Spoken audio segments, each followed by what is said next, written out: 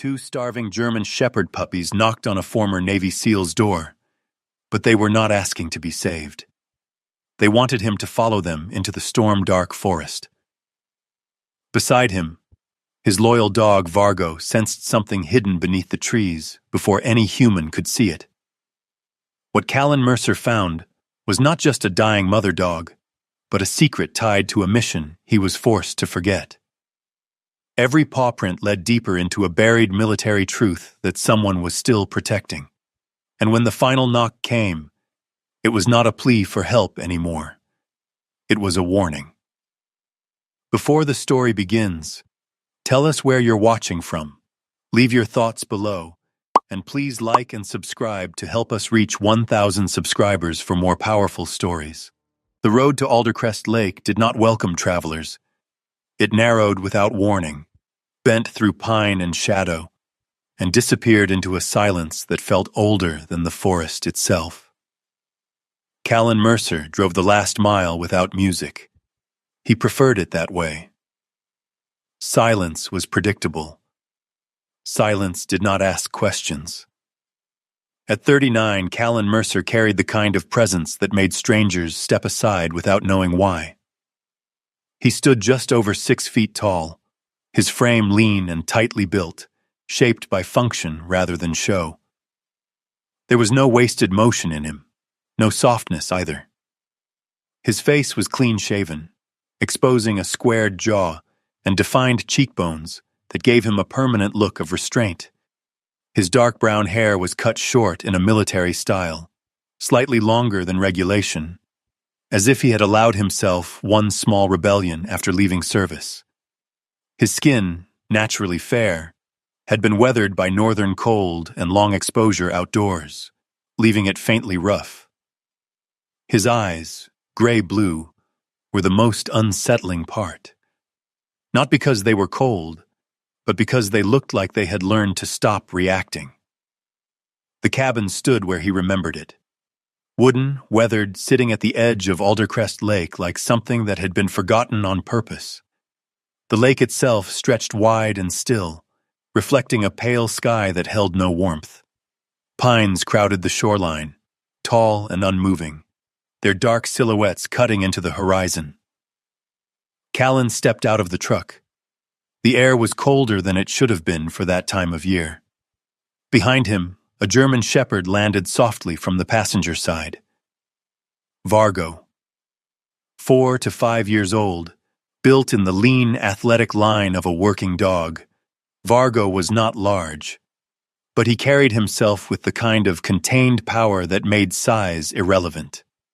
His coat was yellow-black, rougher than a show dog's, marked by the wear of real work. His ears stood upright, alert but not restless. His amber-brown eyes tracked everything, not nervously, but deliberately. He did not wag his tail when Callan looked at him. He simply watched, as if waiting. Callan didn't say anything. He rarely did.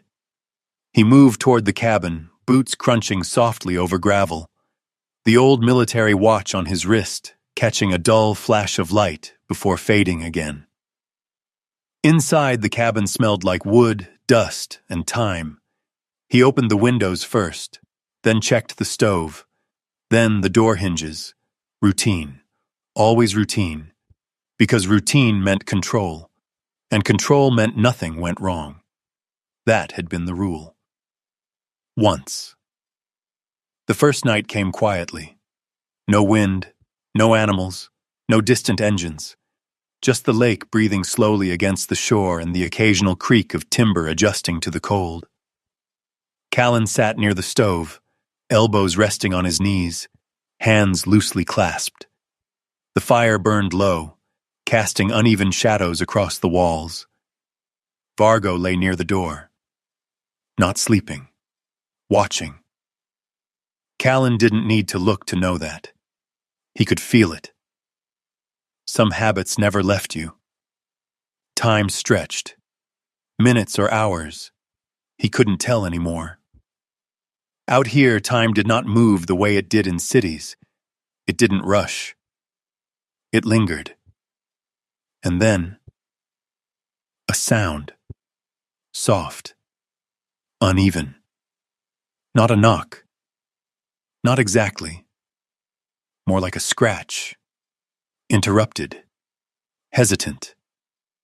As if whatever made it lacked the strength to complete the motion. Callan's head lifted slightly. His body did not move. He listened.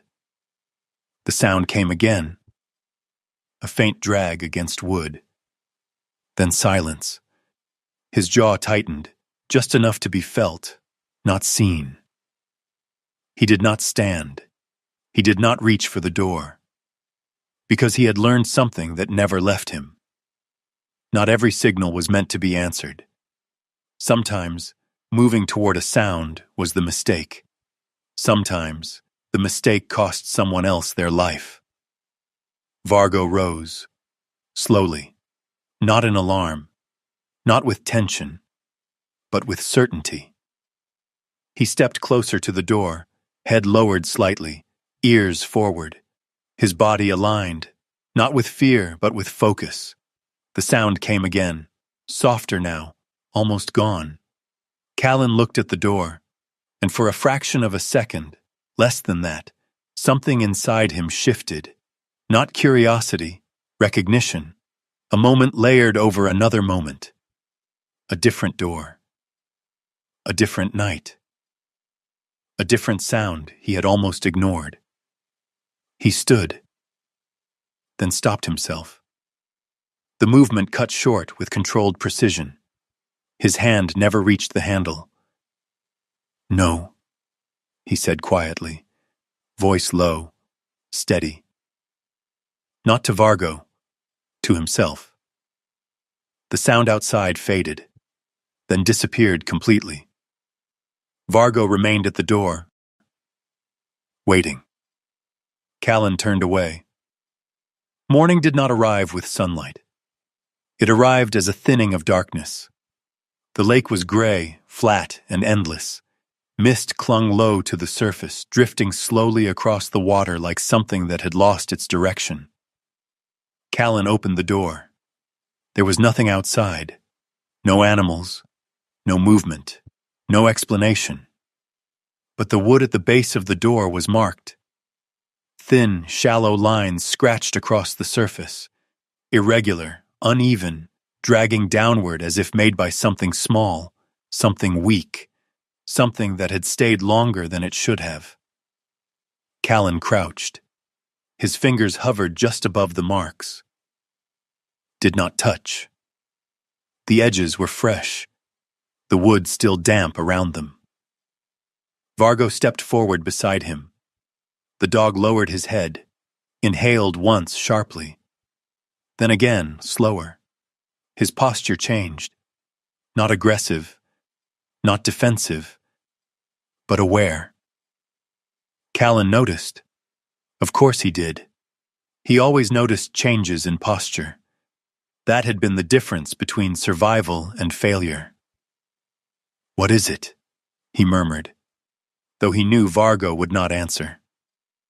The dog did not look at him. His gaze shifted outward, past the clearing, past the line of trees, into the forest. Callan followed that line instinctively. The woods stood still, too still, and then, for the briefest second, a flicker. Far out, between the trees, a point of light, white, artificial, gone as quickly as it appeared. Callan straightened. His shoulders set slightly tighter. There were no cabins in that direction, no marked trails, no reason for a light to be there, unless someone was there. Watching. Vargo let out a low sound. Not a bark, not a growl. Something in between, quiet, controlled but carrying weight. Callan turned. The dog had shifted position, not toward the forest, but slightly in front of Callan, blocking, just enough to be intentional. Callan stilled. That wasn't random behavior. That was training. Positioning between his handler and a potential threat. He hadn't given the command. He hadn't even moved. which meant Vargo had reacted before him. Callan's pulse didn't spike. It narrowed, focused. Because there was only one reason Vargo would do that. He had sensed something Callan hadn't. And for the first time since arriving, Callan realized something he had not considered. He might not be the only one who knew exactly where this cabin was. The moment passed. Or rather, it settled. Like a ripple that did not disappear, only spread outward.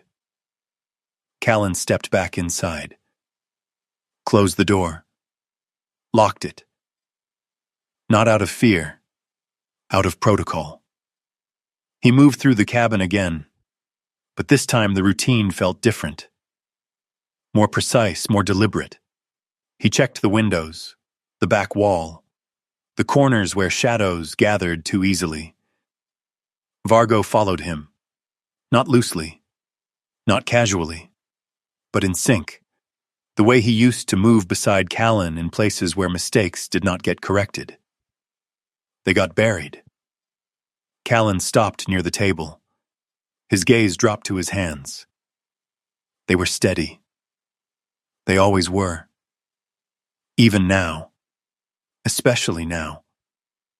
But something beneath that steadiness had shifted. A pressure. Not panic. Not yet. But awareness. He exhaled slowly. "You don't open every door," he said under his breath. It sounded like a rule. It sounded like something he had repeated before. Because he had. The last time, he had opened the wrong one, and someone else had paid for it. Callan's jaw tightened again, more visibly this time. He turned away from the thought. He always did. Because staying in it meant going back. And going back meant remembering details that did not need to be remembered. Vargo sat near the door again, watching. Not the room, the outside, as if the forest itself had become part of the problem. The day passed without incident, but the silence had changed. It no longer felt empty. It felt occupied. Not by sound, but by the absence of it. And as evening began to fall again, the light over Aldercrest Lake dimming into cold gray, Callan stood at the window, looking out toward the trees where the flicker had appeared. He did not move. He did not reach for anything, but his body had already shifted. From rest, back into readiness, and somewhere beyond the line of pines, something waited. Not close enough to be seen, not far enough to be gone. The second night did not arrive gently. It settled over Aldercrest Lake like a weight, low clouds pressing down, swallowing what little light remained. The air carried a damp chill that clung to skin and fabric alike, turning every breath into something heavier than it should have been. Callan Mercer did not light the main lamp. He preferred the dim glow from the stove, enough to see shapes, not enough to soften edges. Vargo remained near the door, not lying down this time, standing, still, watching. Callan sat at the table, one hand resting near a metal cup gone cold. His posture looked relaxed at a distance, but every line in his body suggested readiness. The kind that did not come and go. It stayed. Outside, the lake was silent. Too silent. No wind across the surface. No shifting branches. Even the usual distant sounds of wildlife seemed to have withdrawn. Then, it came again. A sound against the door. Not the same as before.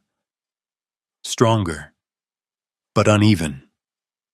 A pause between each faint impact, as though something small was forcing itself to continue despite failing strength. Callan's eyes lifted. He didn't hesitate this time. He stood. One controlled movement. No wasted motion. Vargo shifted immediately, aligning himself beside Callan. Not ahead, not behind. Beside. They reached the door together. Callan rested his hand on the handle.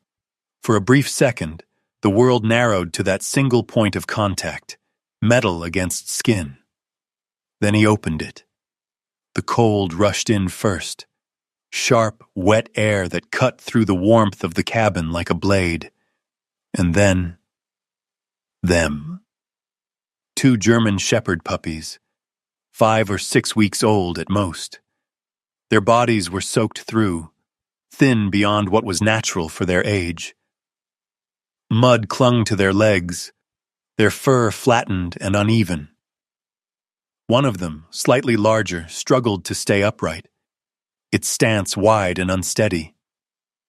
The other leaned heavily against it, smaller, weaker, its breathing shallow and uneven.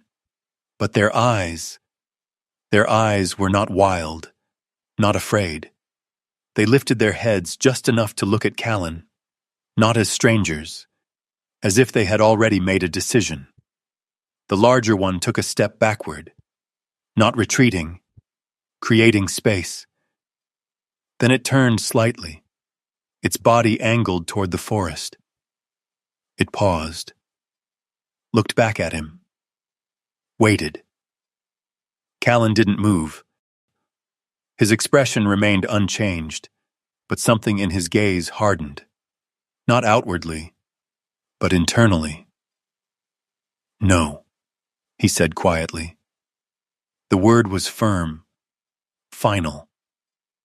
He had seen this pattern before, not in dogs, in missions. A signal, a direction, a path. Follow it, and everything that comes after becomes yours to carry. He stepped back, turning away from the door. The smaller puppy collapsed, not dramatically, no sound. It simply gave out, its legs folding beneath it, body dropping against the threshold with a soft, hollow impact.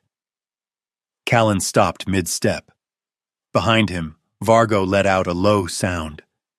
Not aggressive, not warning. Pressure.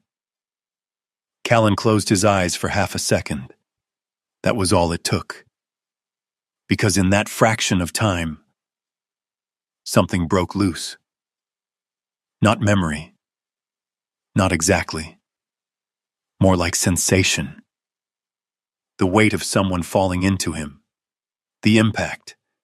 The silence that followed when there should have been noise. He turned back. Callan crouched beside the fallen puppy. Up close, the damage was clearer. The smaller one's chest moved irregularly, each breath delayed just enough to signal failure rather than recovery. Its fur, once yellow-black, was dulled by mud and cold. Its eyes barely opened when he touched it. No resistance, no fear. Just fading. The larger puppy stayed close, not panicked, positioned. It shifted slightly, placing its body between Callan and the forest. That wasn't instinct alone. That was learned behavior. Callan noticed immediately. He always noticed structure. His hand moved carefully, turning the smaller puppy just enough to inspect its legs. That's when he saw it. A cut. Not fresh. Healed enough to close, but too clean to be accidental. The edges were precise, controlled. And beneath it, a faint line. Like something had once been inserted, then removed. Callan's jaw tightened. "That's not from the wild," he muttered. Vargo stepped closer, lowering his head. The dog inhaled once, sharply, then again, slower. His posture shifted, not defensive, not aggressive, recognizing. Callan looked at him.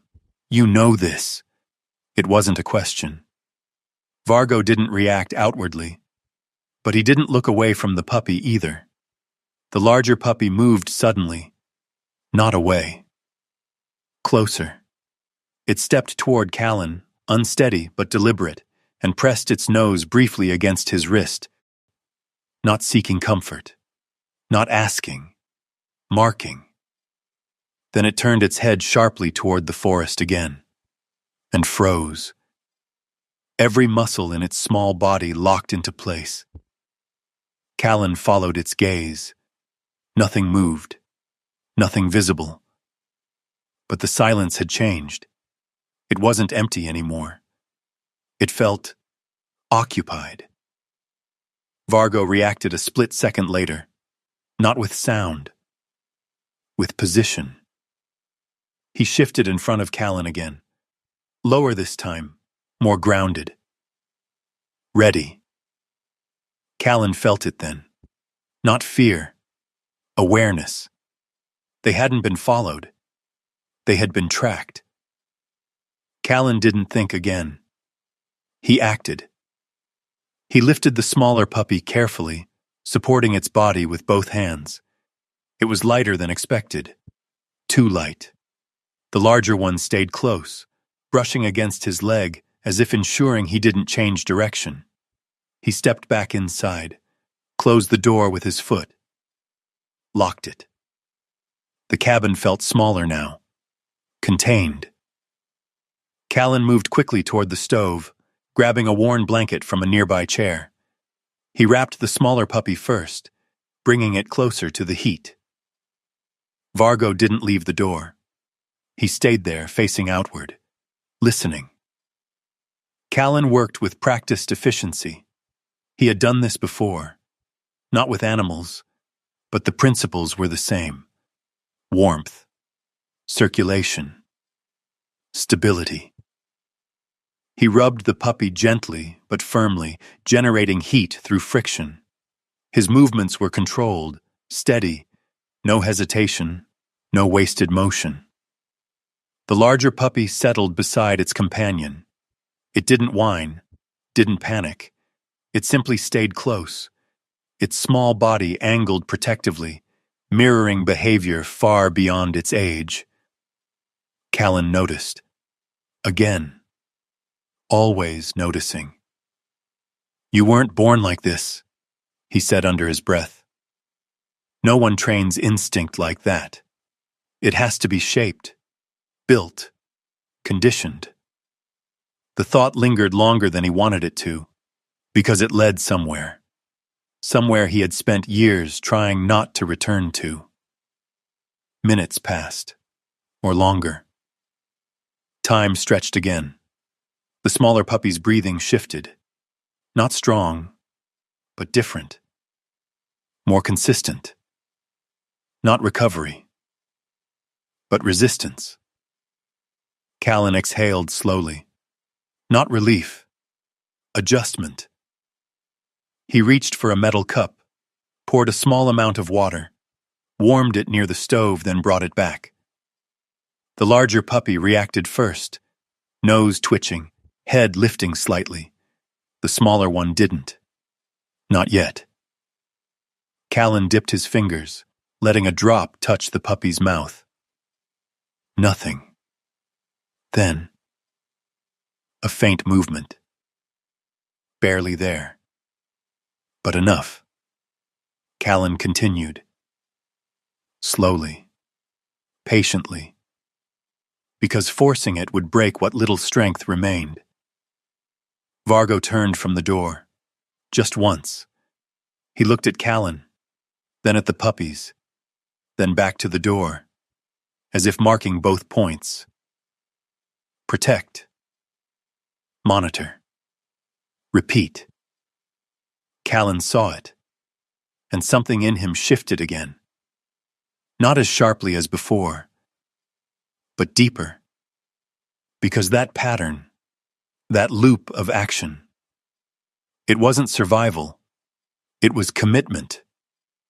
Outside, the night pressed harder against the cabin. The forest remained unseen, but no longer irrelevant. Callan sat back slightly, one hand still resting on the blanket. The puppies stayed close together now, their breathing uneven but present.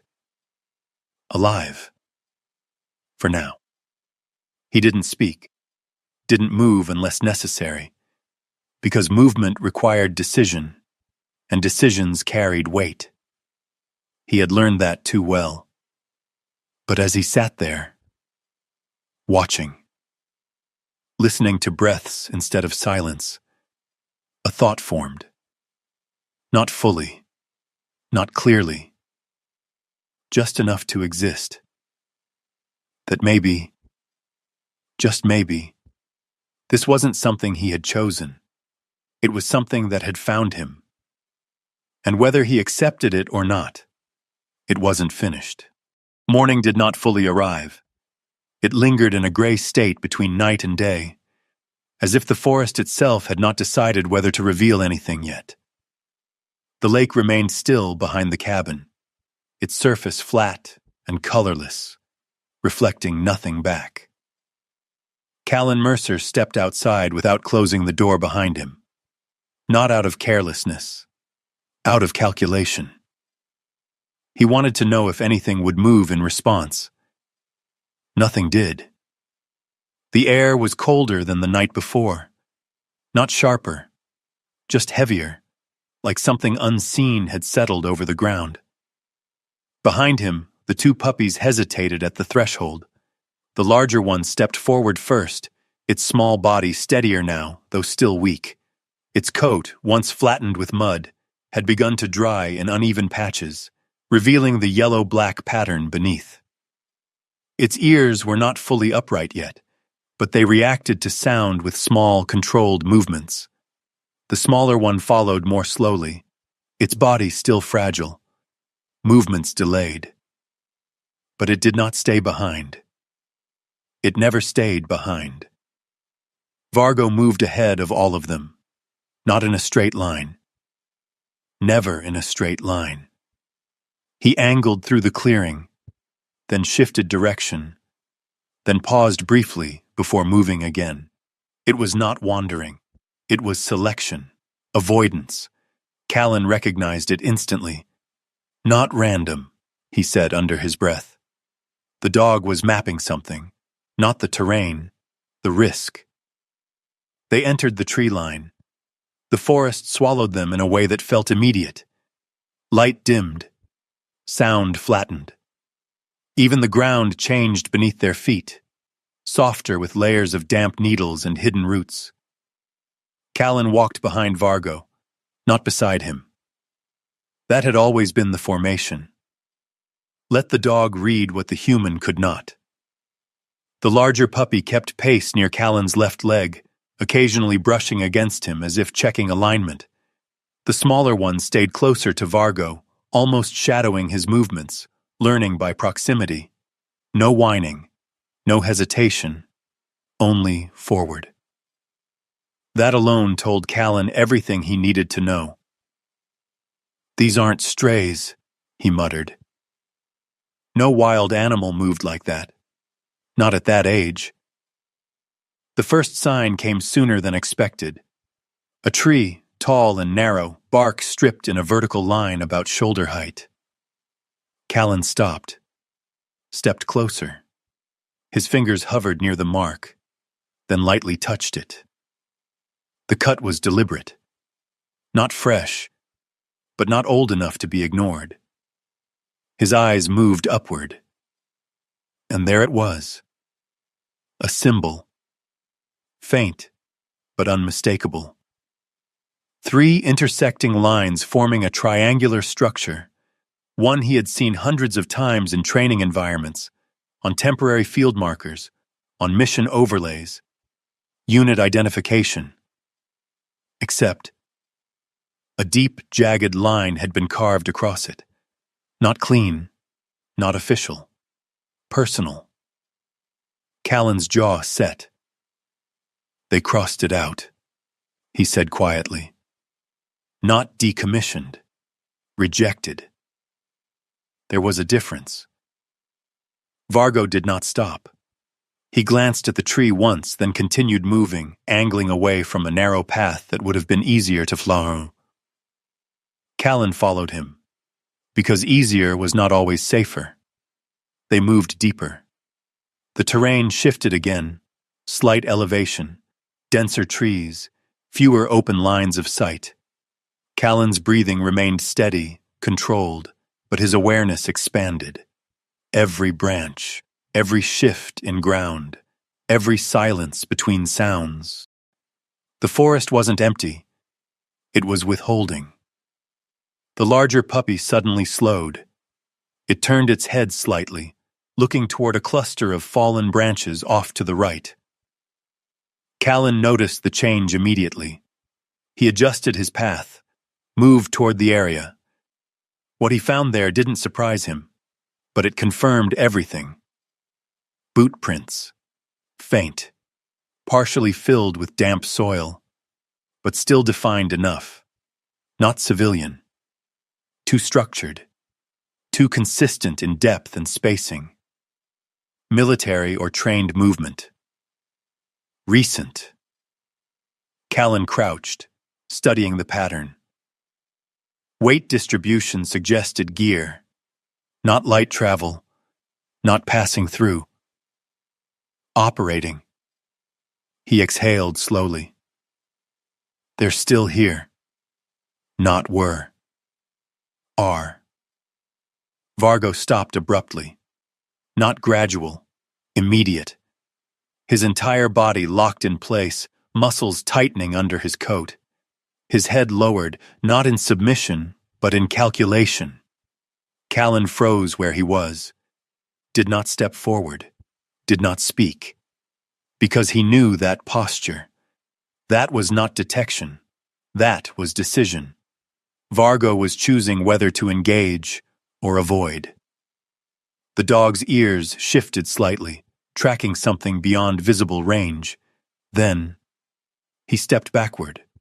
One step, then another, placing himself between Callan and the direction he had been facing, but not fully blocking, guiding. Callan understood instantly. Not here, he whispered. Not yet. Whatever was ahead. They weren't ready for it. Not in this position. Not like this. Callan didn't argue. Didn't push forward. For the first time since leaving the cabin. He followed the dog without question. They adjusted course. Moved along a wider arc, avoiding the direct line Vargo had rejected. Time stretched again. Minutes or longer. The forest remained unchanged outwardly, but the tension shifted. Less immediate, more distant, but not gone. Eventually, the ground leveled. The trees thinned just enough to allow filtered light through. And then, they reached it. A clearing. Not natural. Too clean. Too controlled. The center was open. The ground flattened and cleared of debris. Surrounding trees bore signs of disturbance. Cuts, markings, branches removed at precise angles. Callan stepped forward slowly. Every instinct told him this place had purpose, had function. Vargo did not enter immediately. He circled the edge first, checking, confirming. The puppies stayed close to Callan now, their bodies pressed near his legs. Even they felt it. The air here was different, not colder, tighter. Callan scanned the ground. Tracks, multiple, layered, some older, some recent. Movement in and out, regular, organized. Then he saw it, at the far edge of the clearing, partially obscured by shadow and brush. A structure, low, angular, blended into the terrain with deliberate intent. Not a cabin, not storage, something else. Callan approached carefully, each step measured. The structure revealed itself slowly. Reinforced paneling, weathered but intact. A hatch, set into the ground at a shallow angle, camouflaged from above, but not invisible up close. Callan crouched beside it, ran his hand along the edge. Metal beneath the wood overlay. Cold. Maintained. Not abandoned. Vargo came to his side. Closer now. But not relaxed. The dog's breathing was steady, but deeper. Callan looked at him. "You knew," he said. Again, not a question. The puppies moved closer to the hatch. The larger one sniffed the edge. The smaller one sat beside it, quiet, still, waiting. Callan's gaze shifted between them, then back to the hatch. Everything aligned in that moment. The path, the markings, the behavior. This was not a random discovery. This was a destination. They had brought him here, not by chance, by design. Callan rested his hand on the handle, did not pull, not yet. Because opening it would change everything. And he had learned some doors, once opened, did not close again. Behind him, the forest remained silent, but it no longer felt distant. It felt like it was watching, waiting to see what he would do. Callan exhaled once, slow, controlled, then tightened his grip. Callan did not open the hatch immediately. He stayed crouched beside it, one hand still resting on the cold edge of the concealed metal. The forest around him remained silent, but the kind of silence that pressed inward, as if waiting for a choice to be made. Vargo shifted slightly to the right. Not away. Positioning. Watching the perimeter. The puppies did not move far from the hatch. The larger one circled once, nose low, tracing a faint line along the ground, as if following a scent too weak for Callan to detect. The smaller one sat, its body still fragile, but its eyes more alert now, fixed on the structure beneath the earth. Callan exhaled slowly. Then he pulled. The hatch did not resist. That was the first wrong thing. It should have been sealed, rusted, or at least difficult to open after exposure to weather. Instead, it lifted with controlled ease, maintained, used. The hinges made almost no sound. Callan froze halfway through the motion, listened. Nothing changed. No sudden movement in the trees. No shift in the air. Only the hollow darkness beneath. A narrow descent revealed itself, a ladder leading down into shadow. Callan leaned forward slightly. The smell came up immediately. Metal, dampness, and something else, something sterile that did not belong in the forest. Recent, he murmured. Vargo stepped closer. He did not descend. He stood at the edge, head angled downward, ears slightly forward, body tense but not alarmed. Evaluating. Callan turned his head slightly. "You don't like it?" Vargo didn't respond outwardly, but he didn't look away either. That was enough. Callan moved first. He descended without hesitation, but not without control. Each step on the ladder was placed carefully, weight distributed evenly, minimizing noise. Old habits, necessary habits. The air cooled as he moved lower, the light from above thinning into a gray strip before fading entirely. At the bottom, his boots met solid ground. Concrete. He crouched slightly, letting his eyes adjust. The space was larger than expected. Not a bunker. Not exactly. More like a small operational chamber. Walls reinforced, surfaces clean enough to suggest maintenance, not abandonment. Callan straightened slowly. His gaze moved across the room. Tables, equipment racks, power conduits running along the walls. Inactive, but not decayed. He stepped forward. A faint hum lingered somewhere deeper in the structure. Low, constant, alive. The first enclosure stood to the left. Metal bars, reinforced, built for containment, not storage. Inside, nothing remained. But the floor. Scratched, marked, repeated movement. Callan's jaw tightened. Animals, he said quietly. But not wild. Disciplined movement patterns. Restricted space training. Or worse. He moved to the next section. Another enclosure. Larger. Different configuration. And this one was not empty. She lay in the far corner.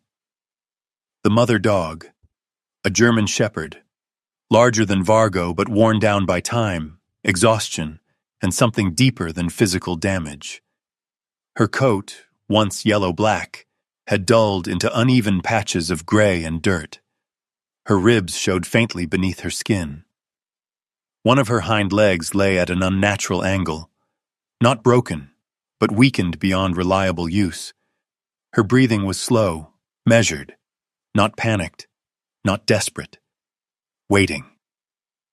Callan stopped a few feet away, did not approach immediately, because something about her posture, her stillness, did not match what he expected from an injured animal. Her eyes opened, not wide, not reactive, controlled. And then, she looked past him, not at Callan, at the ladder, at the light above. Vargo descended then, carefully, each step precise. When he reached the ground, he did not move toward Callan. He moved toward her, slowly, deliberately. Their distance closed in silence. No growl, no warning, no dominance, just presence. The mother dog lifted her head slightly. It took effort, visible effort. But she did it anyway. Her nose extended forward just enough to reach Vargo, and for a brief moment, contact. No sound followed, but something passed between them. Not instinct. Recognition. Callan felt it before he understood it. He stepped forward then, careful, measured. He knelt beside her. Up close, the damage became clearer. Scars. Not random. Not from survival in the wild. Precise. Repeated. Along her side, near the shoulder, beneath the fur. There it was. The mark. A thin surgical incision, long healed but unmistakable. Callan pulled the fur aside gently. Underneath, a faint discoloration, like tissue altered and then sealed. His breath slowed. "I know this," he said. Not as memory, as certainty, because he had seen it before. Not here. Somewhere else. Somewhere he had tried not to revisit. The mother dog shifted suddenly, not violently, not in pain, with purpose. Her front leg moved, slow, strained, but directed. She pressed her paw lightly against Callan's forearm. Not pushing, not pulling, holding. Callan froze. Her eyes lifted to his, and for the first time, she looked directly at him, not through him, not past him, at him. There was no fear in that gaze, no plea, only something else. Expectation, as if she had reached the point where waiting was no longer enough, and action had been passed on. Her paw remained against his arm, weak, but steady. And in that contact, Callan felt something he had not allowed himself to feel since before the mission. Not guilt, Not yet. Responsibility. The moment passed. Her strength faded. Her paw slipped away. Her head lowered again, breath slower now. Callan exhaled once, controlled. Then he moved. He lifted her carefully. She was lighter than she should have been, too light for her size. His grip adjusted instinctively, supporting her weight without pressure on her weakened leg. She did not resist, did not react, only allowed it. Vargo stepped back slightly, creating space. Not retreating, accommodating. The puppies had descended halfway down the ladder, watching, silent. When Callan turned toward the exit, they moved again, following without hesitation. Always forward.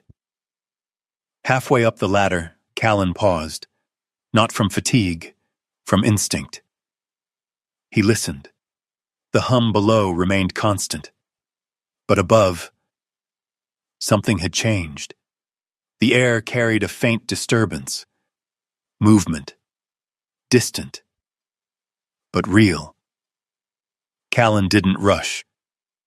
Rushing created noise. Noise created mistakes. He continued upward at the same pace, controlled. When he reached the surface, the forest greeted him the same way it always had.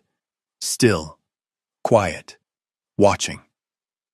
Vargo emerged behind him. The puppies followed last. Callan stepped clear of the hatch, then turned. Closed it. Not fully. Just enough to conceal. Because sealing it would mean finality. And nothing about this was finished. He adjusted the mother dog in his arms. Her breathing remained shallow, but present. Her head rested against his chest, unmoving. But not gone. Not yet. Callan looked toward the tree line. The direction they had come from. The path they had followed. Then beyond it, toward where the forest thickened again. Where the unseen remained. He shifted his stance slightly, rebalancing. Not just the weight he carried, but the decision that came with it. Because now it was no longer about finding something. It was about what to do with what had been found. Vargo moved to his side.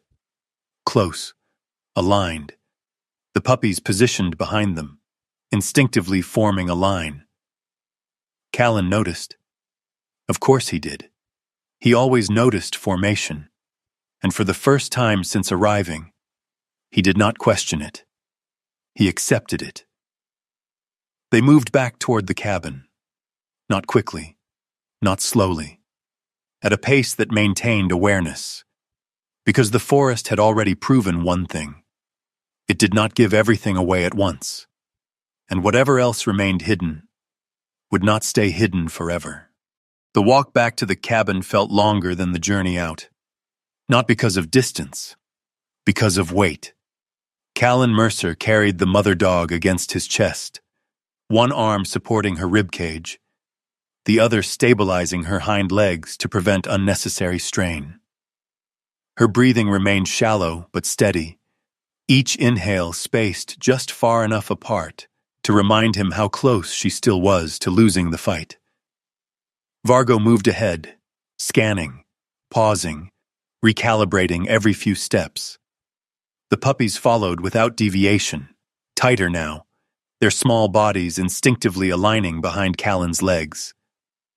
The forest did not resist their return, but it did not release them either. It watched. By the time the cabin came into view, the sky had dimmed again. Cloud cover thickened, flattening the light into a dull gray that erased shadows but revealed nothing. Aldercrest Lake lay motionless, its surface reflecting the same muted tone. Callan didn't slow. He entered the cabin with a firm push of his shoulder, closing the door behind him with controlled force. Inside, the air felt warmer, but not safer.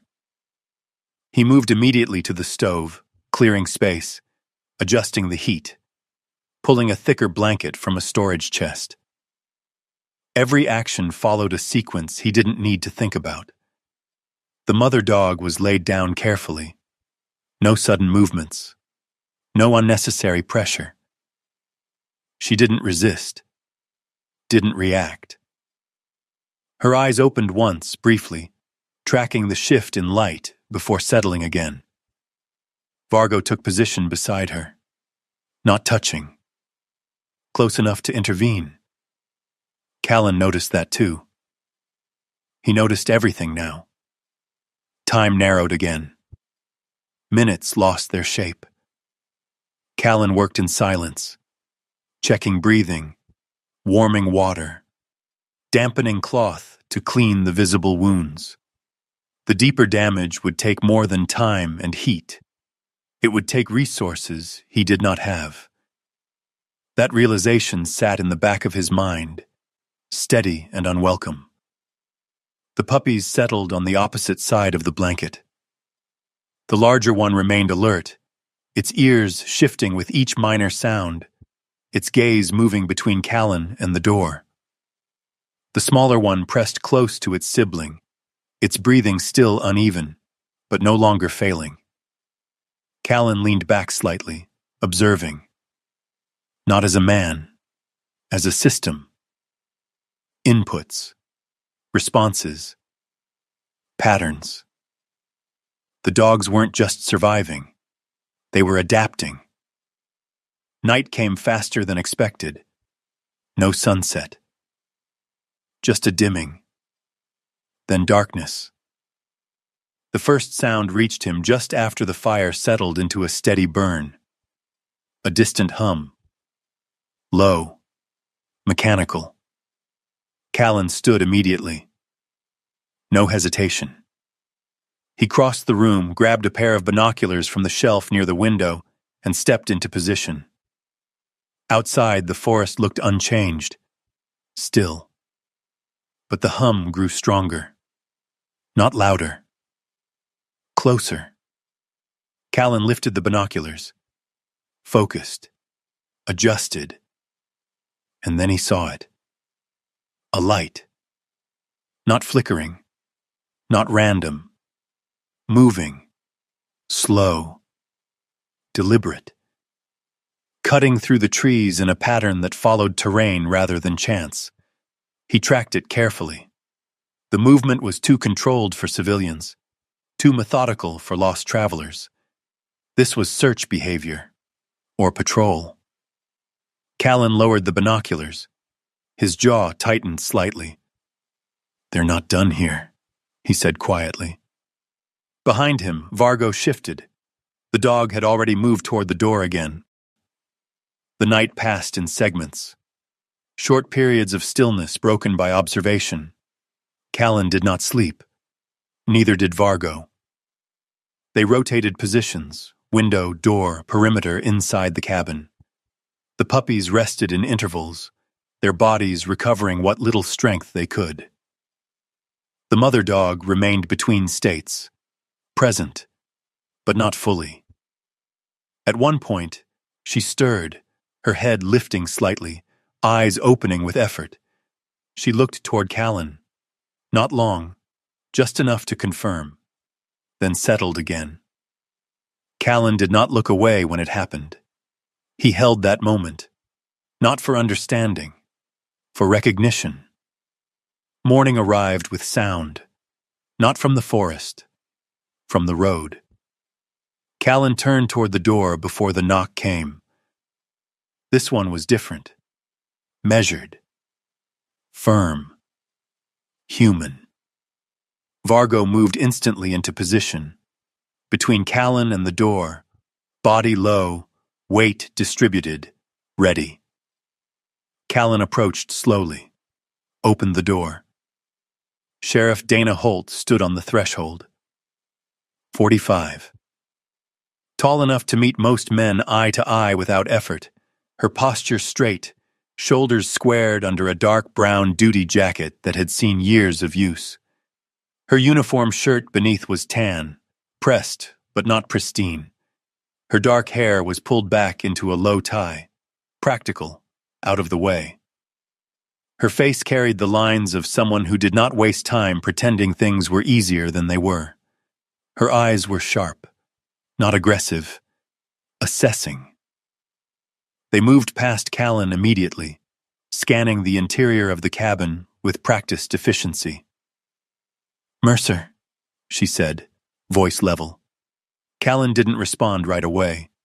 He simply stepped aside. Let her see. Because hiding anything now would only create more questions. Dana Holt stepped inside. Her boots were quiet against the wooden floor. She paused when she saw the dogs. Not surprised, but not unaffected either. Her gaze lingered on the mother dog, then shifted to the puppies, then back to Callan. "You want to tell me why I've got reports of movement in restricted woodland," she said. "And you're suddenly running a shelter out here?" Callan met her eyes. "I found them." She studied him. Not his words, his reaction. "Where?" "Far enough in." That wasn't an answer. She knew it. He knew it. But neither of them pushed it. Not yet. Dana stepped closer to the mother dog, crouched slightly, not fully lowering her guard, but enough to observe. Her hand hovered just above the animal's side. Then she stopped. Her expression shifted. Subtle, but real. "What is that?" she said quietly. Callan didn't answer. He already knew. Dana reached forward carefully, brushing aside the fur just enough to reveal the scar. The mark. Her fingers froze. Not in fear. Recognition. She straightened slowly, turned back to Callan. "That's not from the woods," she said. "No," Callan replied. Her eyes narrowed slightly. "Where did you see that before?" Callan didn't respond, because answering that question meant stepping into something neither of them could easily step back from. Dana held his gaze for a second longer, then nodded once. Decision made. "All right," she said. "We're past coincidence." A sound outside cut through the moment. Not loud, but deliberate. Boots on gravel. Callan moved first, crossed to the window, lifted the binoculars again, focused. And there he was. Elias Crow, standing just beyond the clearing. Not approaching. Not hiding. Watching. Crow was taller than Callan, but carried his height differently. Lean, almost gaunt, as if his strength had been carved down to only what was necessary. His coat, long and charcoal-colored, hung straight despite the lack of wind. Beneath it, a dark layer, close-fitting, practical. His hair was dark, threaded with gray, combed back but not carefully. His face was angular, with lines that suggested not age, but time spent making decisions others avoided. His eyes, even at distance, did not look away. He knew they saw him, and he stayed. Dana moved beside Callan, followed his line of sight. "Who is that?" she asked. Callan didn't answer immediately, because the answer wasn't simple. "He shouldn't be here," he said finally. "That's not what I asked." Callan lowered the binoculars. "Neither of us knows exactly what we're asking yet." Dana didn't like that answer, but she didn't challenge it. Not now. Crow remained where he was, still, unmoving, like a marker, not an intruder, something else. Callan watched him for a moment longer, then stepped back, closed the curtain. Not to hide, to limit information. Because visibility worked both ways. The cabin fell quiet again, but not the same kind of quiet as before. This one had structure, presence. 3 sides now. Callan, Dana, and someone outside who knew enough to wait. Callan turned back toward the dogs. Vargo had not moved, still guarding, still aware. Callan nodded once. Not to the dog, to the situation. Because whatever this was, it wasn't ending. It was aligning. Callan did not wait for permission. He moved before the silence could settle into hesitation. The forest accepted him again, but not the same way. It felt tighter now, less like a place and more like a perimeter. Something drawn, something guarded. Vargo stayed close, no longer scouting wide arcs. His movement had changed. Less exploration, more containment. He was no longer reading the terrain. He was tracking a threat.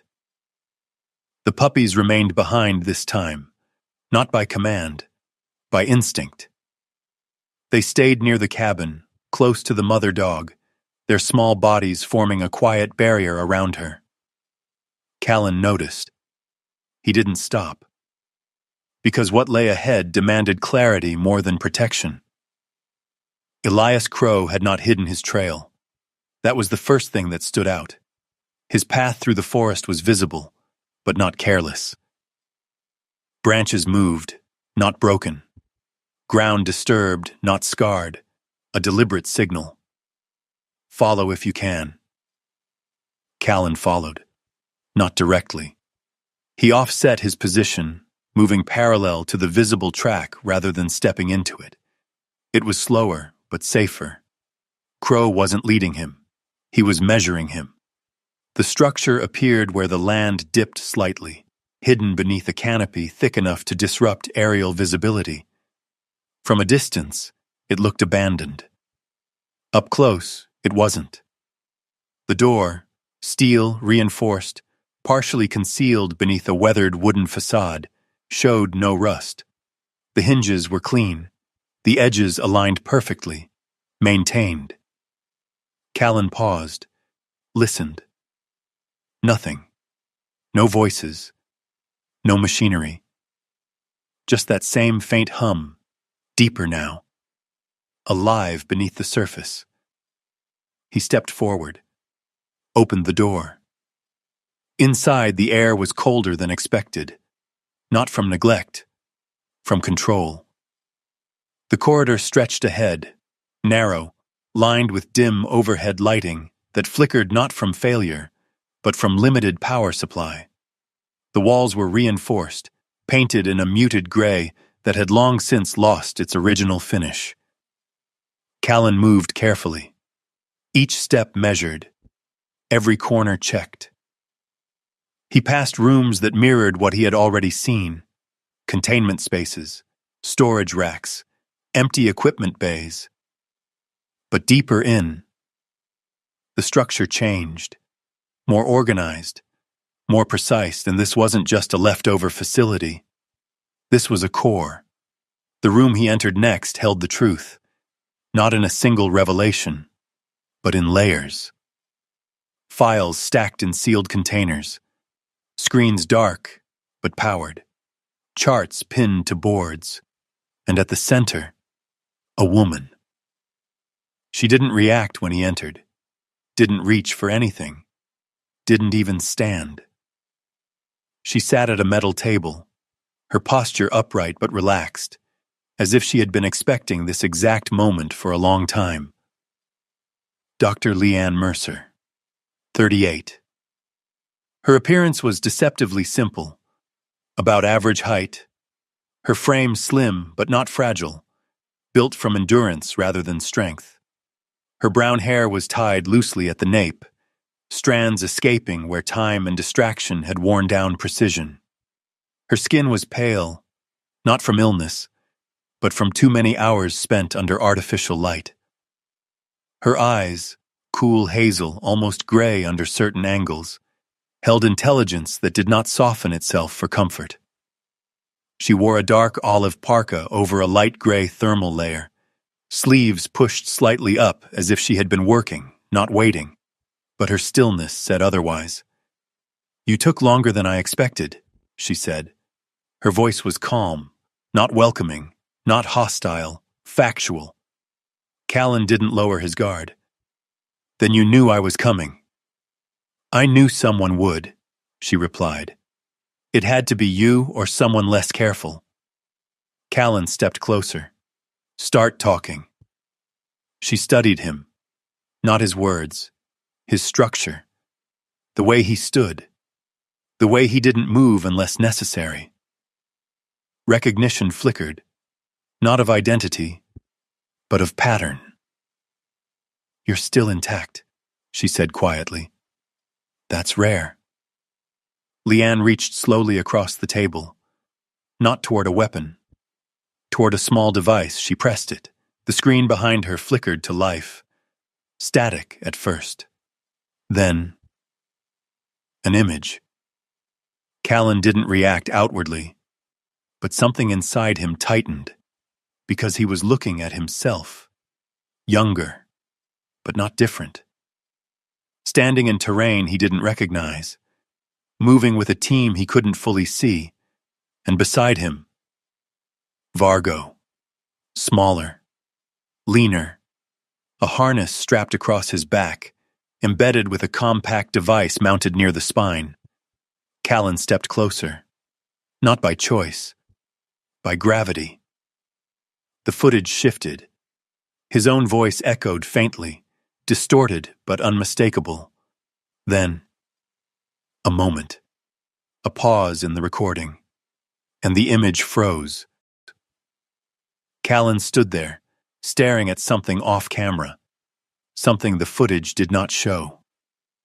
Leanne's voice came from behind him. You don't remember that moment, she said. It wasn't a question. Callan's jaw tightened. No. You weren't supposed to. The screen went dark. Silence returned. But it was different now. Heavier. More defined.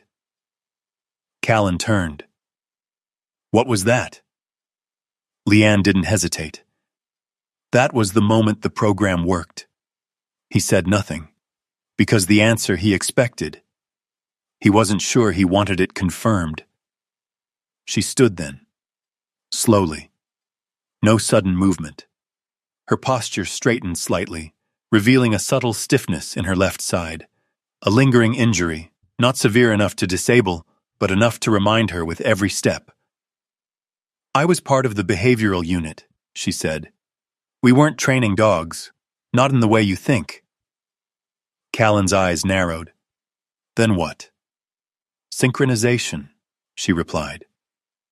The word settled in the air, not complex, but loaded.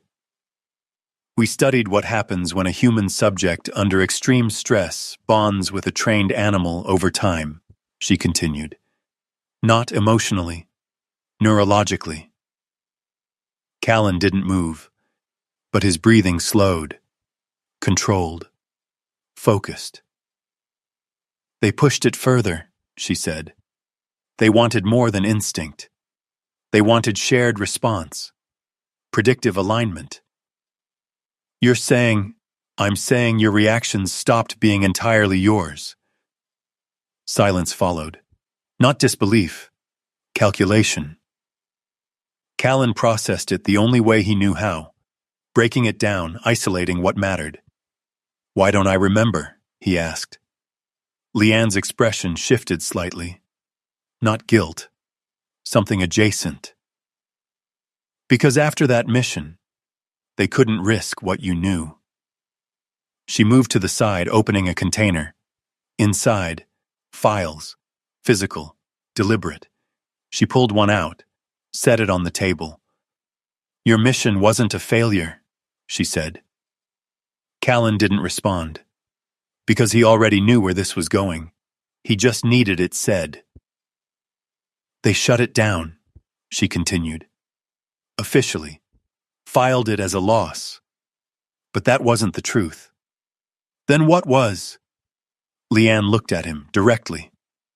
For the first time, the system didn't break under stress. She paused. Let the weight settle. You adapted. Callan's mind didn't go back. It moved forward.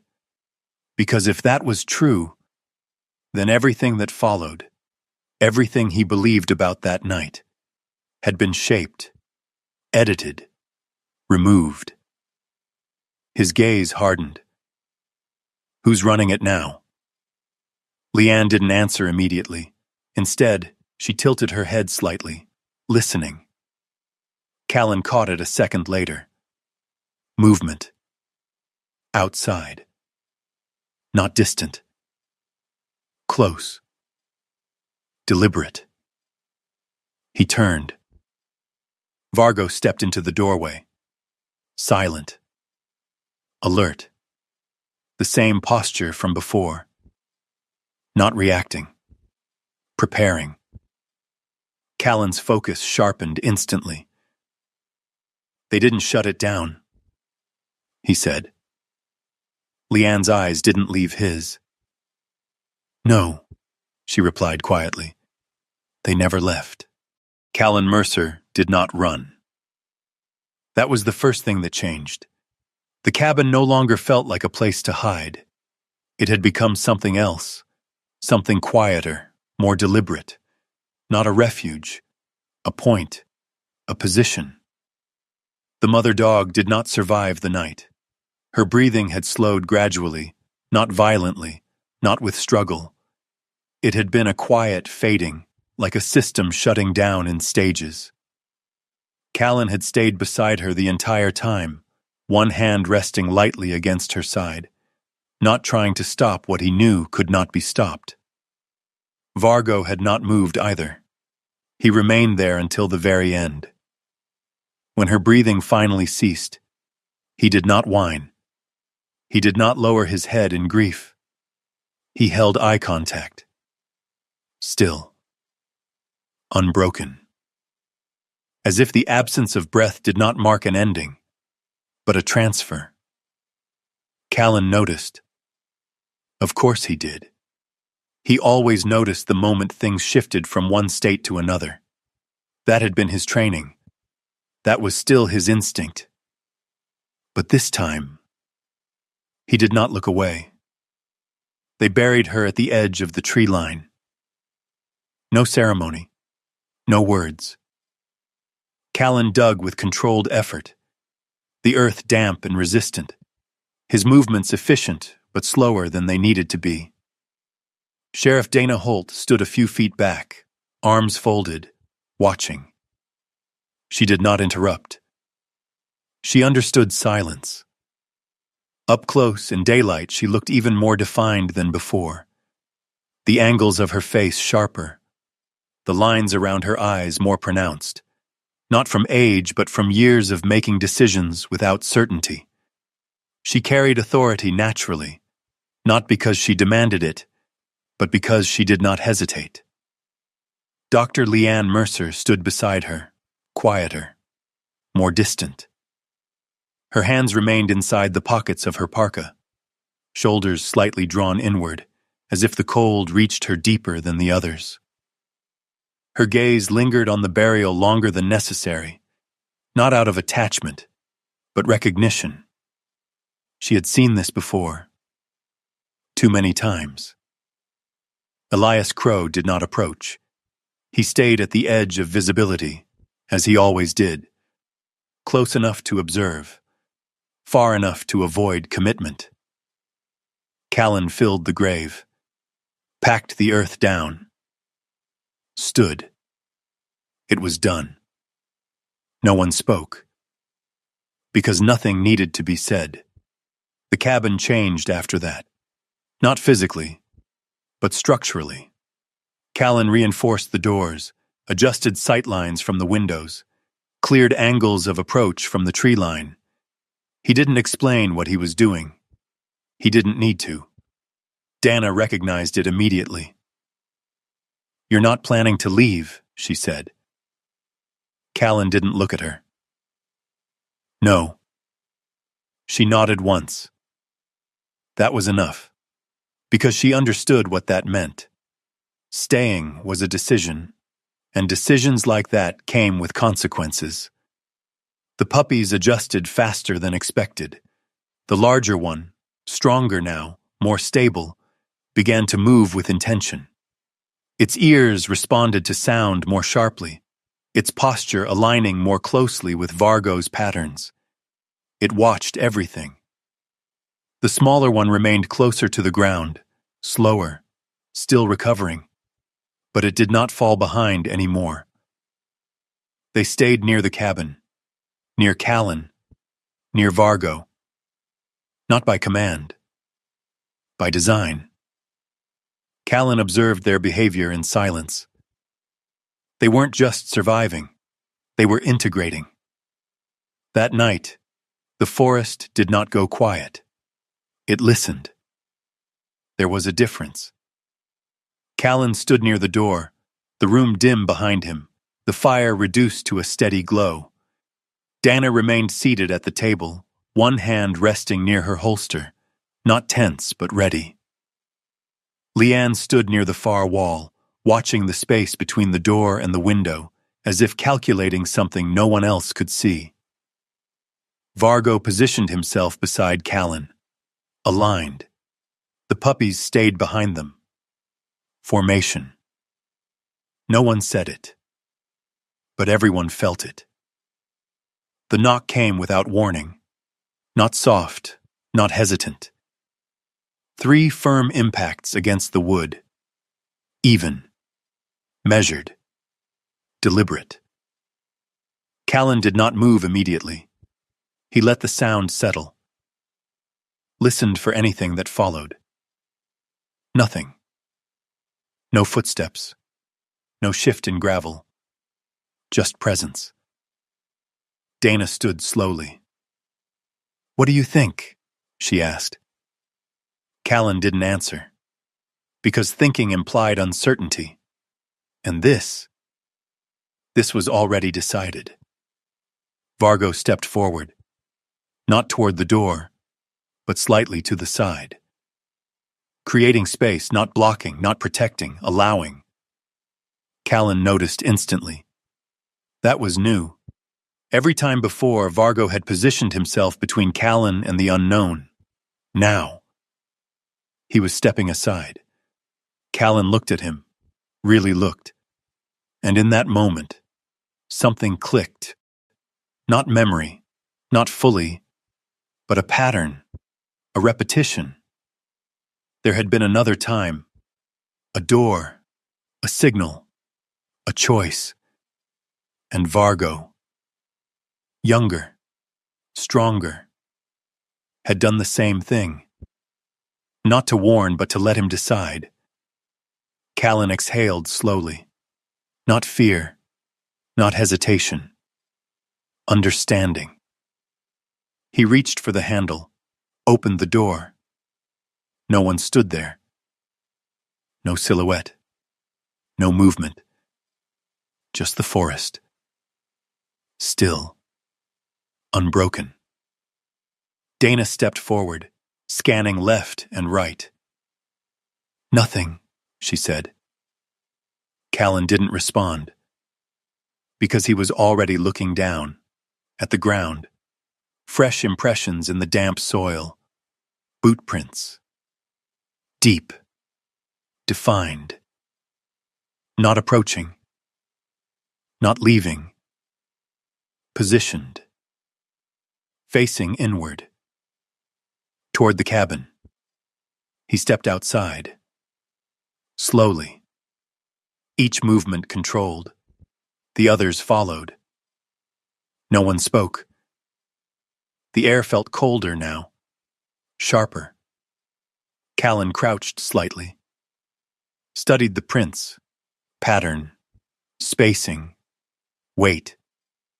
He knew this, not personally, but structurally. Military. Recent. Not hours. Minutes. "They were here," Dana said quietly. Callan nodded once, then stood.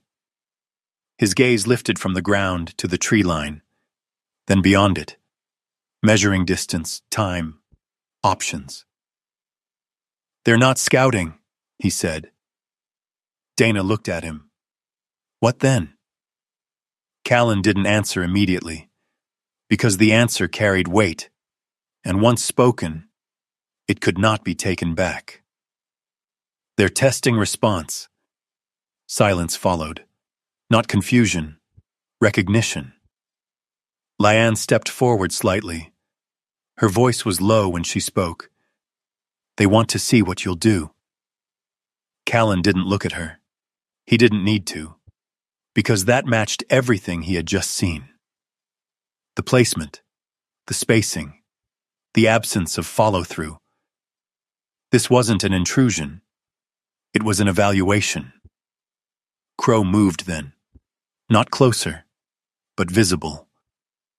He stepped just enough into the clearing for all of them to see him clearly.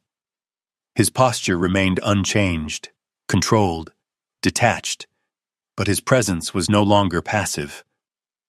Callan met his gaze. Across the distance, no words exchanged, none needed, because they both understood the same thing. The situation had shifted. Callan turned back toward the cabin, stepped inside. Not retreating. Resetting. He closed the door behind him, locked it, then looked at the space differently. Not as shelter, as ground. Dana followed him in. So what's the play? She asked. Callan didn't hesitate. Stay. Lyanne frowned slightly. That's not a plan. Callan's eyes shifted to her. It is now. Vargo returned to position, beside him. Not ahead. Not behind. Aligned. The puppies settled behind them again, their breathing steady, their posture mirroring something they had not been taught, but remembered. Callan stood in the center of the room, still, but no longer waiting, because whatever had started had reached him, and this time, he wasn't stepping away. At the end of this story, the truth is not just about a soldier, a dog, or a hidden program buried in the forest. It is about what happens when a broken man is given one more chance to choose differently. Callan Mercer believed he had survived when someone else did not. He believed his life was something he had to carry, not something he could use. But sometimes, God does not remove the weight we carry. He transforms it. He sends us moments that feel small, even fragile, like two weak puppies at a door, like a life that still needs saving. And in those moments, he asks us to step forward instead of turning away. What looks like coincidence is often not coincidence at all. It is a quiet invitation, a second chance, a test of whether we are willing to act, to care, to stand where we once walked away. In our daily lives, we may not face storms in the forest or hidden truths beneath the ground, but we face something just as real. We face moments where we can choose to help, to forgive, to open our hearts again even when it hurts. We face chances to become the person we thought we had lost. And maybe that is the miracle. Not that everything is fixed in an instant, but that we are given the strength to act when it matters most. That we are guided, sometimes without knowing it, to places where we can make a difference. If this story meant something to you, take a moment to share it with someone who might need hope today. Leave a comment and tell us what you would have done in Callan's place. And if you believe in second chances, in quiet miracles, and in the idea that no life is beyond redemption, subscribe to the channel so you do not miss more stories like this. May God bless you, guide your steps, and bring peace into whatever storm you are facing right now.